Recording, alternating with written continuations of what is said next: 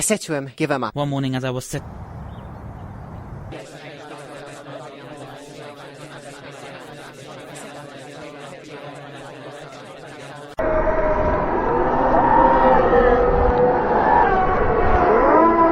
We were not long together. I said to him, give him up. I swore by all I held most sacred.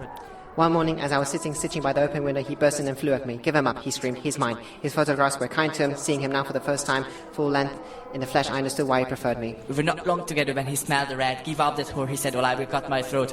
Pardon? So help me God. I know he could have no proof, so I told him I did not know what he was talking about. What are you talking about? I said, stitching away. Someone yours? Give up whom? I smell you off him. He screamed, he stinks of bitch. Though I had him dogged for months by a first-rate man, no shadow of proof was forthcoming, and there was no denying that he continued as assiduous as ever. This and his horror of the merely platonic thing made me sometimes wonder if I were not accusing him unjustly. Yes. What have you to complain of? I said. Have I been neglecting you? How could we be together in the way we are if there was someone else? Loving him as I did, with all my heart, I could not but feel sorry for him. Fearing he was about to offer me violence, I ran for Erskine and had him shown out. His parting words, as he could testify if he is still living and has not forgotten coming and going on earth, letting people in, showing people out, were to the effect that he would settle my hash. I confess this alarmed me a little at the time. He was not convinced I might have known I smelled him off you, he kept saying. There was no answer to this, so I took him in my arms and I saw I could not live without him. I meant it. What's more, yes, I'm sure I did. He did not repulse me. Judge then of my astonishment when one fine morning, as I was sitting stricken in the morning room, he slunk in, fell on his knees before me, buried his face in my lap and confessed. He put a bloodhound on me, but I had a little chat with him. He was glad of the extra money. Why didn't you get out? I said, when he started moaning about his home life. There's obviously nothing between you anymore, or is there? I confess my first feeling was wonderment. What a male. Anything between us, he said. What do you take me for? Something machine, and of course with him no danger of the spiritual thing. Then why didn't you get out? I said, I sometimes wondered if he was not living with him for his money. Then there was a scene between them. I can't have him crashing in here, he said, threatening to take my life. I must have looked incredulous.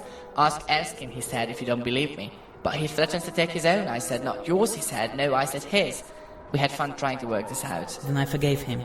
To what will love not stoop? I suggested a little jaunt to celebrate the Riviera or our darling Gran Canary. He was looking pale, peaked, but this was not possible just then. Professional commitments.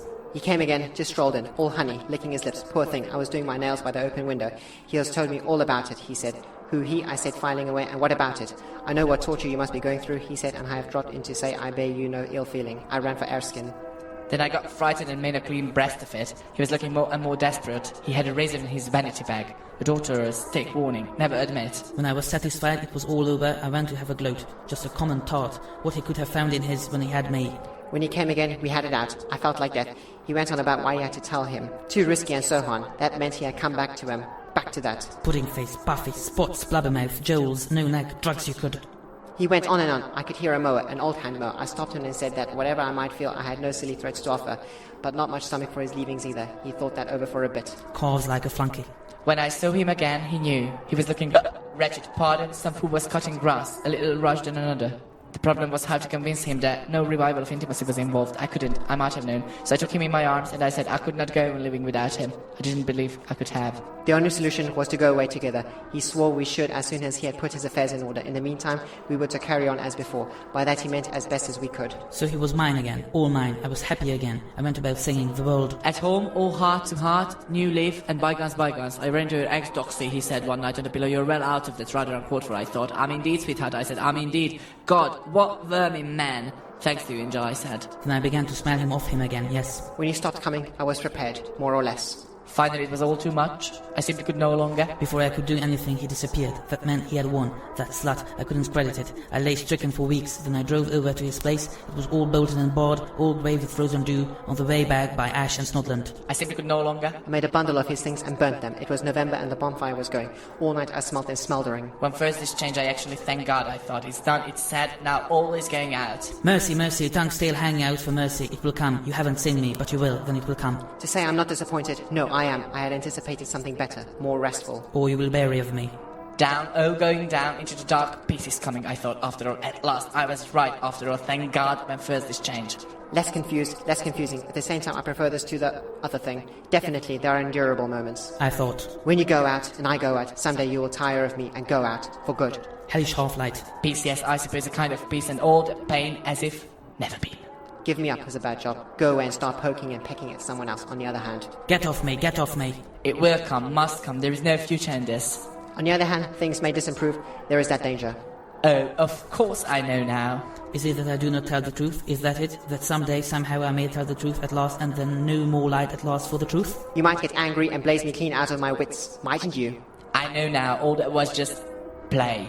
And all this, when will all this... Is that it? Mightn't you? All this, when will all this have been just play? I can do nothing for anybody anymore, thank God. So it must be something I have to say. How the mind works still. But I doubt it.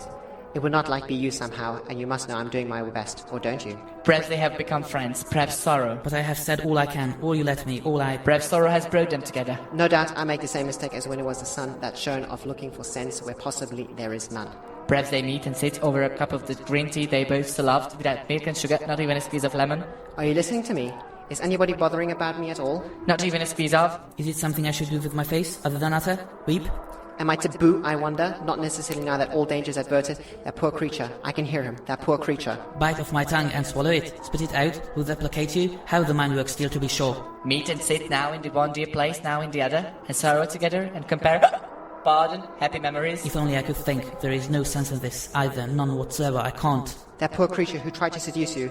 What became of him, do you suppose? I can hear him, poor thing. Personally, I've always preferred Lipton's. And that all is falling, all fallen from the beginning on empty air, nothing being asked at all, no one asking me for anything at all. They might even feel sorry for me, if they could see me, but never so sorry as I for them. I can't. Kissing us all, kisses. Pity them in any case, yes, compare my lot with theirs, how a blessed end. I can't. The man won't have it. It would have to go, yes. Pity them. What do you do when you go out? Shift? Am I hiding something? Have I lost? He had means, I fancy, though he lived like a pig.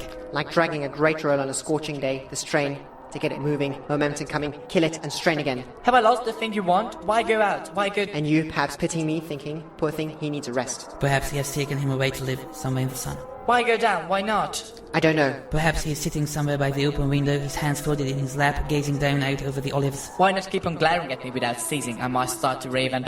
bring it up for you, pardon. No. Gazing down out over the olives, then the sea, wondering what can be keeping him growing cold. Shadows stealing over everything. Creeping, yes. To think we were never together. Am I not perhaps a little unhinged already?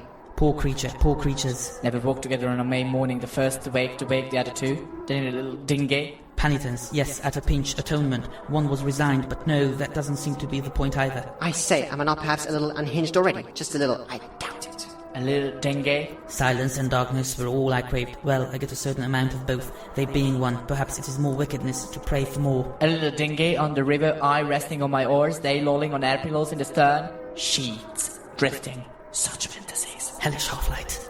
A shade gone, in the head, just a shade, I doubt it. We were not civilized. Dying for dark, and the dark of the verse, strange. Such fantasies. Then, and now. I doubt it. Yes, and the whole thing there, all there, staring you in the face, you will see it. Get off me, you're wary. And now that you are, mere eye, just looking at my face on and off. Wary of playing with me, get off me, yes. Looking for something in my face, some truth, in my eyes, not even. Me eye, no mind. Opening and shutting on me. Am I as much as being seen? Am I as much as being seen? We were not long together.